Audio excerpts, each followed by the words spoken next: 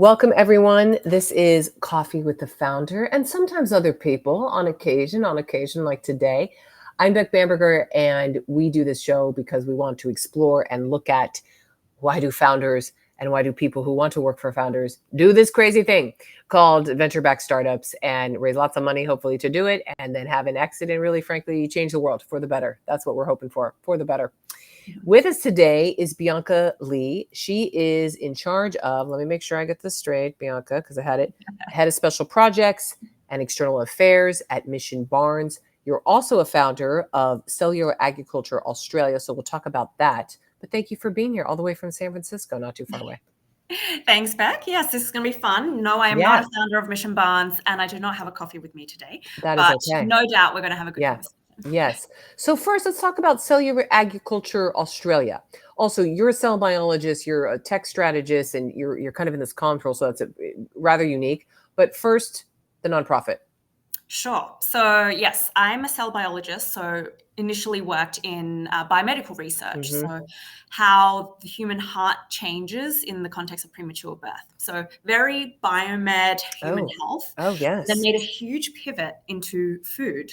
Yes. And why food? Well, we all know meat is really delicious, really integral part of our social lives, our well-being, the economy. But actually the way meat has been industrialized so that we can feed our population. It's been great because we can eat more meat, have more protein in our diets in a cheaper way, but it actually means that we're, eating the planet, and it's been really unsustainable the way we've industrialized animal agriculture. And I'm a meat eater, and I love meat, and I don't want to feel bad about eating meat. We all think about, the happy cow and the happy farm, or the chicken that's grazing on pasture, but like 99% of meat production in the US is not done that way.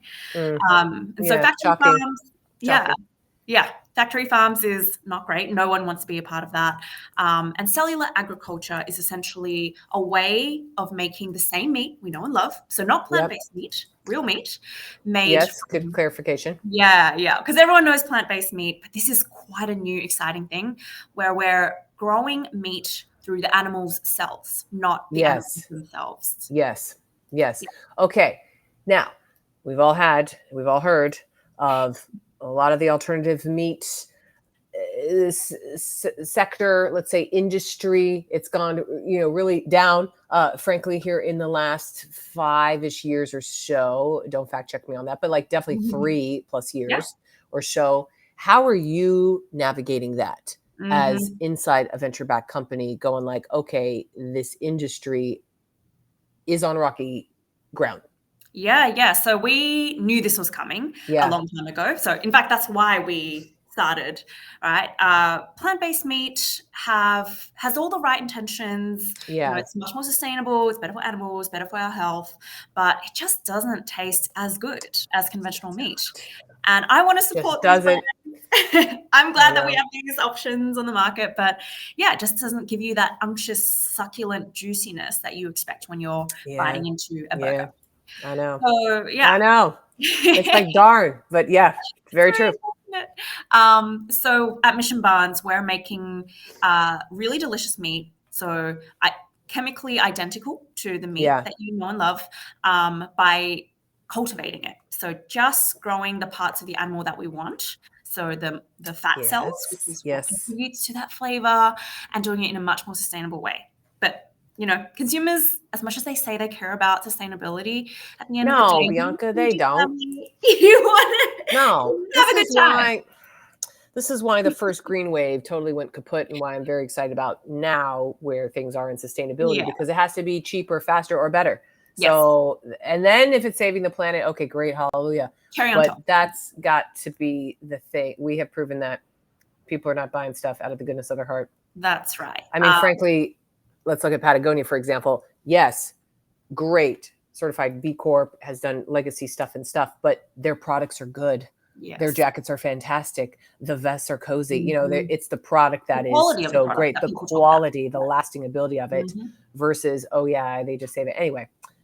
got an example. Preaching to the Okay, choir. exactly. Now, you mentioned before we started here recording that, like, ooh, there's some really good stuff coming up and so forth. But what could you mention, or maybe what do we want to celebrate that is public that we can note now in the Yeah. trajectory of this? Because I want to showcase how there is traction still in this industry and so forth. And you're one of the ones who's doing it.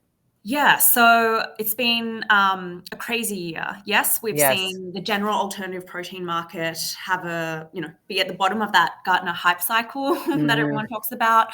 But actually, this year we've seen a lot of regulatory approvals for cultivated meat. So we were one of them. We received both FDA and Excellent. USDA approval, meaning our products are safe, people can consume them the way they consume conventional meat. And actually, we launched our products, our Yeah. cultivated pork meatballs and bacon in restaurant Hmm. here in the Bay. Hmm. And Hmm. soon we'll be launching in retail, making us the first to launch in retail in the world. So stay tuned for that. Wait, really? In the world? In the Really? world. Every other company has sold in restaurants, which is great. Oh. Great way to get to consumers, but retail is another really Oh, that's a true. whole other. Hmm. Yeah, Hmm. exactly. So we're Does really that fall, by the way, does that fall under special projects, IEU? excited. Yes. Yeah. Special projects and external affairs, a totally made up title. It Yep. essentially means I do everything to support the company however I can with supporting both the CEO and the CTO. So my technical background and being a founder means I have, many hats and a very bird's eye view on how the company should operate. Mm. And for you, because you mentioned just how the company should operate, you're not in the founder seat, but what keeps you up, if anything? So many things. So many things. Okay, I think this is good to hear, frankly. Like, okay, yeah, tell us more. Yeah, I mean, everyone talks about scale, Yeah. and we'll continue to talk about scale for a very long time. And, I think it's tricky when most of the commercial industry has been backed by VCs who want, returns yesterday. Yeah. So figuring out how to be really creative as a business to Hmm. not just, continue doing the research out of the goodness of our own hearts. No, we're not there for that. No, No, no, but no. actually how to bring in money. It's actually been That's really right. interesting because, we have this very cool technology. How can we apply it to industries that are much more mature than cultivated meat? So Hmm. I've been looking into many other industries, Yeah, tell including, like cell where you're therapy. looking. Very, very expensive product, very low volumes. The complete opposite of food, right? Hmm. Commodity product, high volumes. So that's a huge area that we're very bullish about. Cosmeceuticals, a lot of stem cell topicals, exosomes, growth Hmm. factors. These are huge, huge markets, especially in Asia, and making its way to the US. So yeah, our technology can do it all. It's just a matter of being super focused and figuring out where we should pivot. I know, like where is always the thing. How does your scientific background, do you think, help you specifically in a startup? Well, we're a technology company Yeah, and yeah. we're in the business of growing a lot of cells for food. And Hmm. my entire PhD and research was on understanding how cells operate in different environments. So Hmm. while it's not a direct translation, No, you not need to exactly. understand the technical jargon. You need to talk to potential partners, investors, Yep, everyone, yep. and have that very high sense of rigor when it comes to the technical understanding. Hmm. So, Do you, and speaking of, do you then participate in VC meetings, anything like that, or in diligence and so forth? Yeah. Tell us a absolutely. little bit about that process and how that looked. Yeah. I mean, it's very interesting in this environment, right? Because Yeah, we're in a bit of a bear market where yeah. investors, were given these very big promises and Mm, have been very disappointed. yeah, So, to I say the think least. Yeah. I think what Mission Barnes has done well before I joined was be very clear about what we're going to achieve, and Hmm. how we're going to do it. So one way there are so many ways that we've kind of created our strategy to do that. But one is that we have a fat first approach, which means we're not trying to make the entire steak. We're just trying to make this one ingredient, low inclusion rate, which will make a significant difference on the flavor of products. And so being very clear and transparent to them on where we're at since day one has really established good trust. And then, just being very clear about how our technology can do so much more than food. I think that's been really interesting to be seeing now. So much more. Okay. So much more than food. How so? Well, I think the cell therapy and Yes, you're mentioning, space, I think that is very interesting for them because we're not a big CPG company. We never plan to be. We're not trying to get into every supermarket, every restaurant in the US. We're trying to build a platform that can be licensed to other companies around the world. And I think that is a much more scalable business than... Okay, good clarification. Yeah. Good clarification. I think that's where some of the other ones have gone to die because they're trying to go after a fickle consumer and not having more of the license. Yeah, exactly. And I think that's where we could have been better at communicating that. Everyone sees us as like, oh, we're a CPG company. We're going to make packaged products for consumers. Exactly. Actually, no, we're a technology company and we need to be better at communicating that. Yes. Okay. Again, because you're talking about external affairs, which is something. I know it's just a title, Bianca, but you're talking to a comms person here. So to you, what does external affairs pertain to? Because is it legislation? Is it VC like IR? Is it just any media person who ever bugs you, or how you communicate just frankly externally to anybody? I don't know, but I'd love your take on it. Yes. I know that title means many different things in different companies, but we're a 15-person startup, so for me it actually does mean all of the above.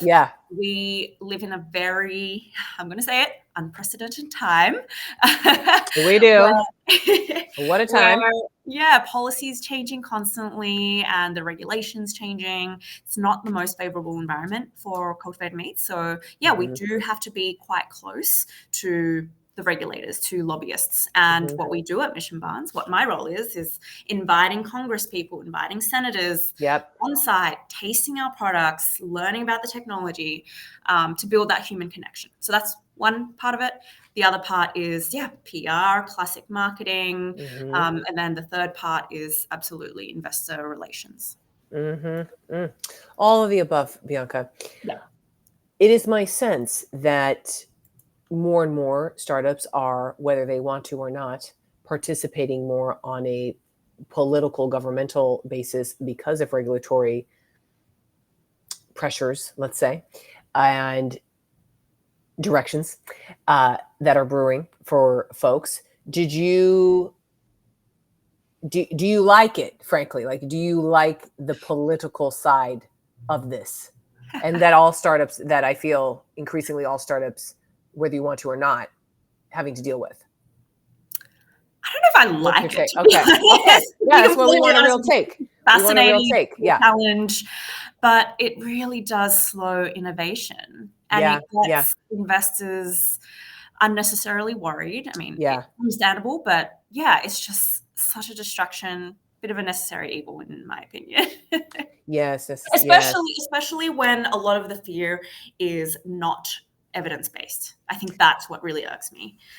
So dealing with that is a comms challenge, which I'm sure you know a lot about. I like that you say that irks me. Frankly, when you're maybe dealing, we've all seen the viral clips and stuff, when you're dealing with people in charge of the regulation who know nothing about what they're trying to regulate or what they're so concerned about, for instance. I don't envy you, Bianca, of being in that arena. Well, maybe speaking to this, maybe this is a jump, but what have you changed your mind on recently? One of my favorite questions I like to ask on here. What have I changed my mind about? I think it's funny, when I moved to the US like 4 years ago. I can hear the Australian accent. I thought those who were super opinionated and could really hold on to a worldview, very strongly.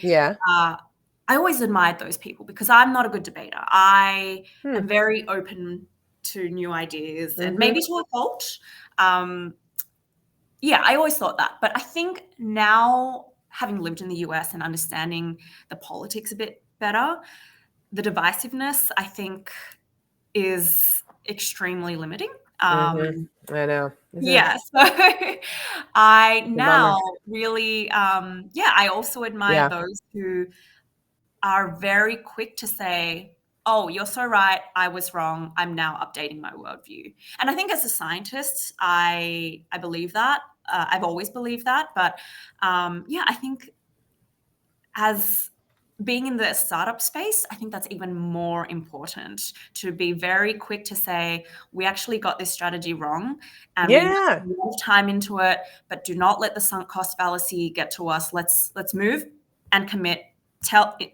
Communicate this to the board, communicate this to VCs sooner rather than later. I think Yeah. that is so powerful, and really hard to do. Really hard to admit that you're wrong when you've got people's money. Yes.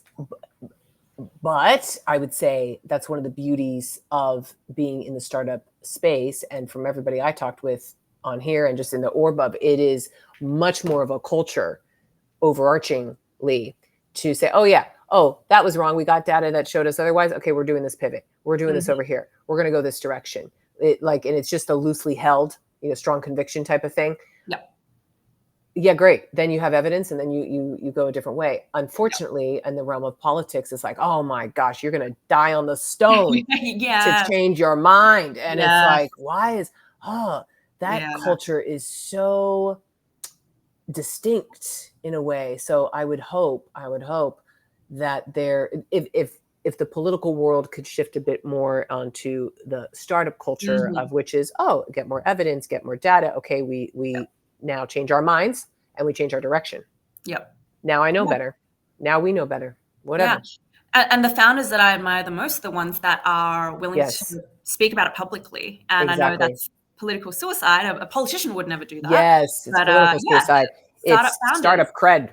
Yeah, exactly. Isn't that fascinating? God. So much too, and this is why I like just the human side of this and the people side of it is like culture is so just deep and dense and mushy and has all these rules stated or otherwise. And sometimes it evolves, but also it's kind of like stuck in the mud a lot of times too. So fascinating, Bianca. Fascinating. Okay. Well, another question I do love, and to kind of wrap this up for today, is how do you now think of being now in America, being now scientist who's now inside a tech scientist company? How do you now think of success? And I don't necessarily mean for Mission Barnes, but just in general. Oh my gosh, this is such I know, a hard it's question. It's my philosophical question for you. I want to turn this on you as well, by the way. I want to hear your sure. answer to this. I love it. No founders ever do that, by the way. Only a comms person does that. See, yes. I have an answer for it, but go ahead. I think living in San Francisco and hearing AI in every second sentence at every conference you go to. Every second. I think every street corner. Everyone's trying to upskill in AI, which is totally understandable and makes a lot of sense.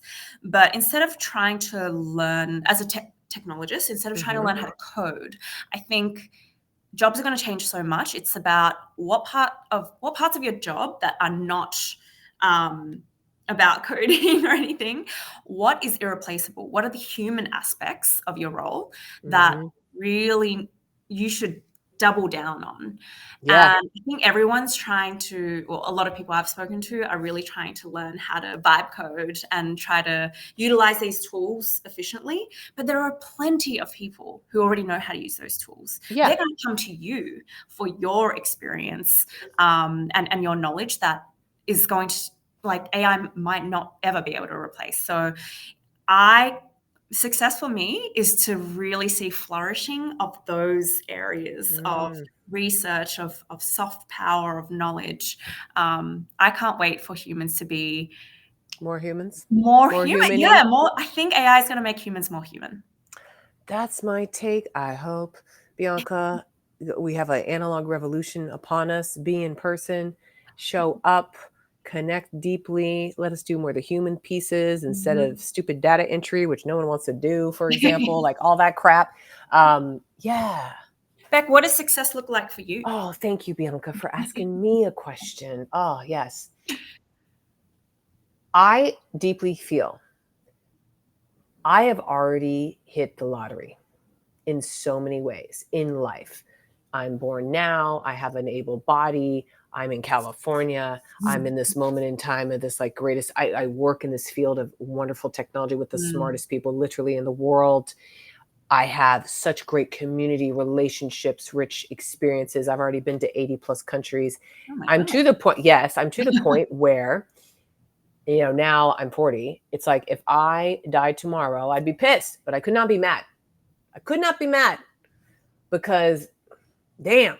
Also, a big thing of being alive now is, thousands of years ago, no one was over 32 years old. You were already dead. That's why you had a kid at 12. That there was humans didn't even live to this length of time. And so I just feel just wow, like what a lottery win, time, place, all the things. And that to me is success. So the keeping of that and holding that thought and that belief, which is so strong of like, I say it among a number of my very closest friends, like, we already won the lottery. It's like, yeah, we already won the lottery. And then at the same time, and this is the piece of success, having the interest and the pursuit of the fun of the dream of more. And I don't mean more as in let's buy a car. No, not that more rich experiences, more depth of relationships, more achieving of the things you want to achieve, together and so forth. And to me, that's just success. That's so beautiful. I'm so Thank glad you. I asked you. Thank you for asking. Yeah, Bianca, as I said, no founder asked any question. You're the first. After 40 plus episodes of this, you're the only person to be like, oh, hey, wait a second. I have to turn it around. So with that, Bianca, we'll just end right there. I think that is just Thank you so much. Yes, Bianca Lê, everybody. She's head of special projects and external affairs at Mission Barns, making food from cellular agriculture and science, real science. That's also now FDA approved. Check that out. Woo. Thanks, Beck. Thanks, Bianca. Appreciate it.